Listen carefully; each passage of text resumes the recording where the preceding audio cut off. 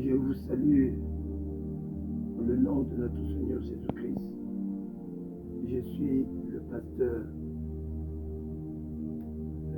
Christian Didier et j'ai eu la pensée d'enseigner au corps de Christ, au monde entier, le thème que nous avons développé ce matin. Nous parlons de vaincre les 7 voleurs de paix. Comment vaincre les 7 voleurs de paix? Mais avant de les vaincre, nous sommes appelés à les connaître. Les 7 voleurs de paix. Le verset de la Bible, bien-aimé dans le Seigneur, c'est le verset qui se trouve dans Ésaïe 9 à partir du verset 5. Ésaïe 9 à partir du verset 5. Je lis la parole du Seigneur. Ésaïe 9, le verset 5.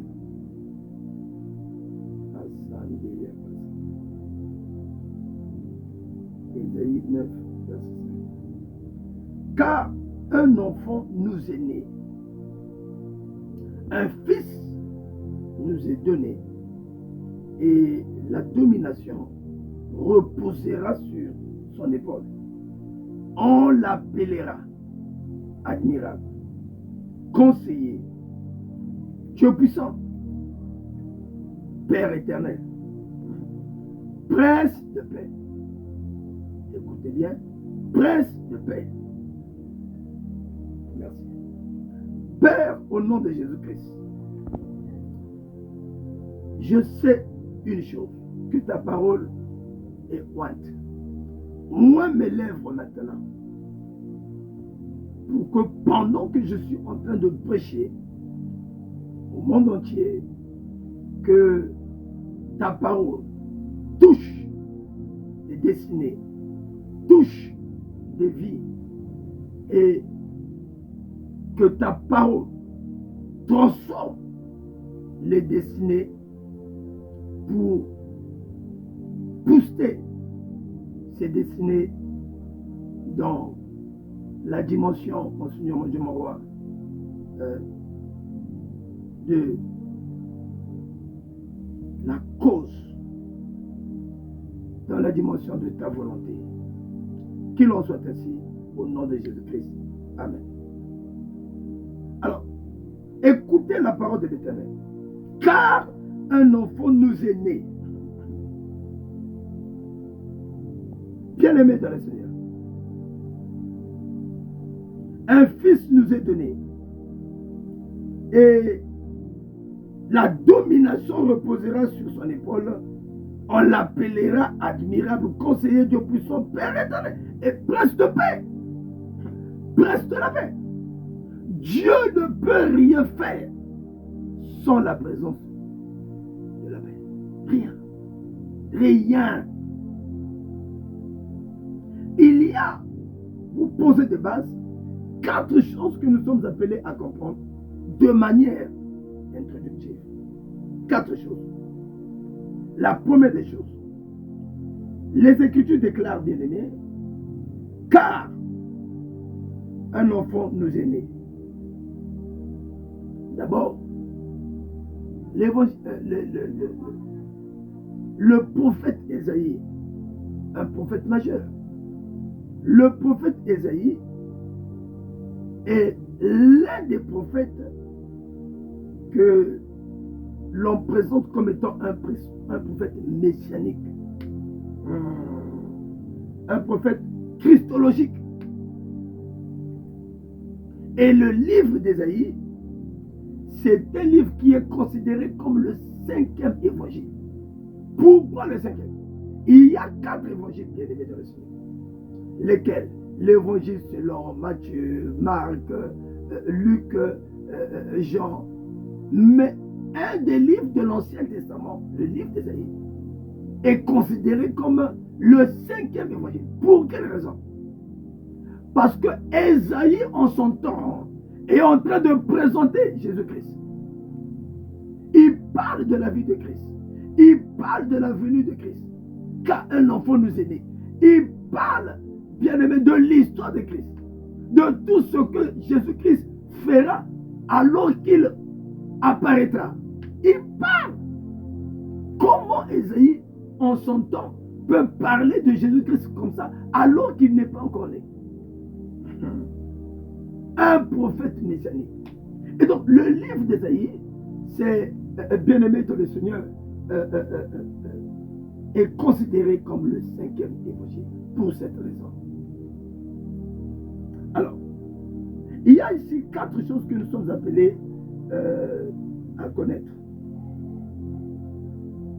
La première des choses, c'est de savoir que on est parti d'Ésaïe 1 jusqu'à Ésaïe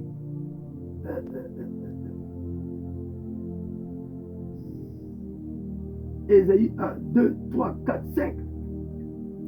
Mais nous écoutons à partir d'Ésaïe 6. Écoutez-moi bien, aimé. Ésaïe 6, à partir du verset 1. Votre téléphone va manquer d'espace de stockage. Veuillez le nettoyer maintenant. Écoutez, bien aimé, à partir d'Ésaïe 6, bien aimé, la Bible dit que 6, le verset 1, l'année de la mort du roi Osias, Ésaïe vit. Mais qu'est-ce que Ésaïe a vu?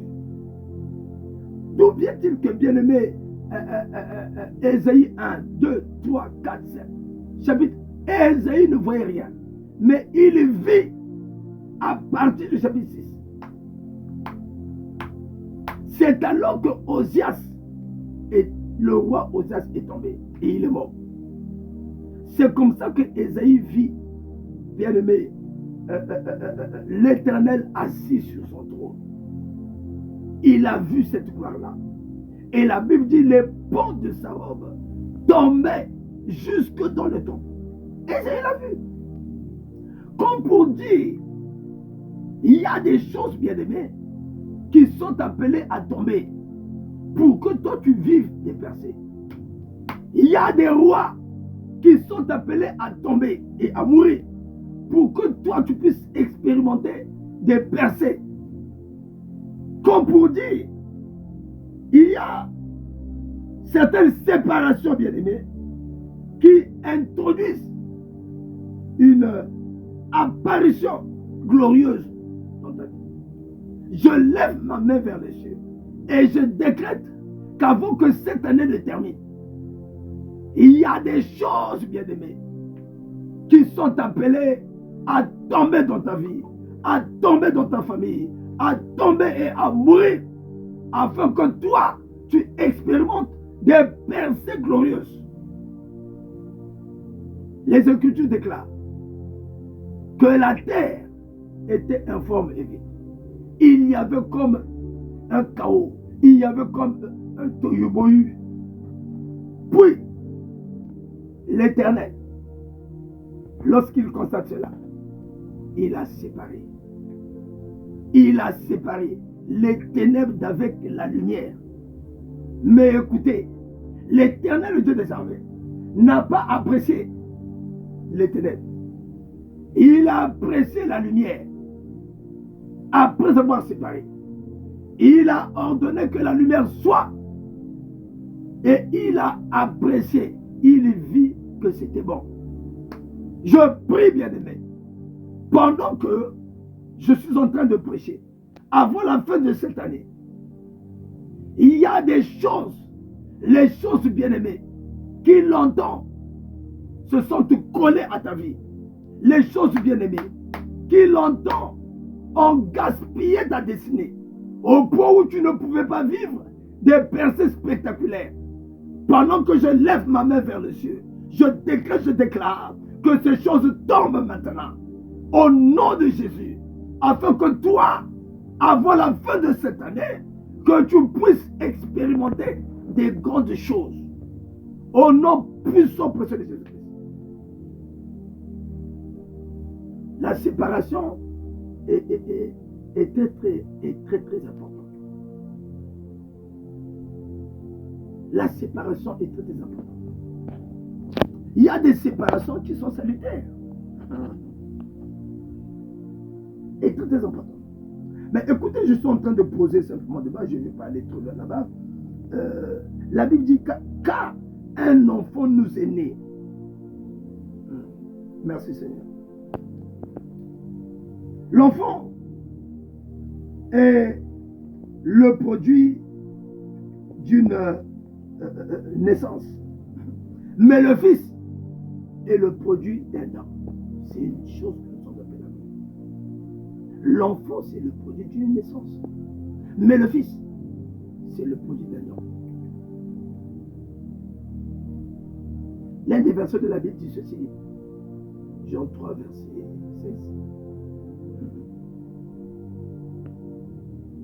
Écoutez, Dieu a tant aimé le monde qu'il a donné son fils. L'enfant est le produit d'une naissance. Mais le fils, c'est le produit d'un homme. C'est une chose que nous sommes appelés à connaître. 2.